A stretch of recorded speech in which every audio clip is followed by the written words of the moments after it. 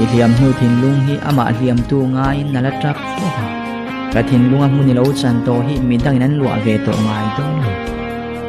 ye lim reng na lungai na chuan Paul Valen cham lama tho bo san chero se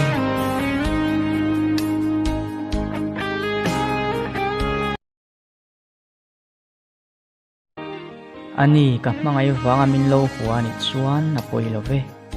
ka ngai em awanga min soi sel ani poin na poilo ka dulu tu ka wanga min hutling lo ani poin na poilo ve chan ka lo wanga nei ren tuma ka be wanga min dem ani poin ni ro se a poilo ma se ke ma awang na ril ru voi khat po ana tur ani awang ka khuwa awan har ta Konge ka puhar lava min nem trin tu ka ka ang siya ma se chana re nga silo are tavon mai si ka mangai che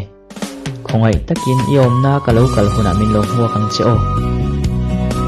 min lo huwa ngei donem khovela omdun thelo ma ila van rama tal chuan omdun ka du ani min lo huwa kang tiro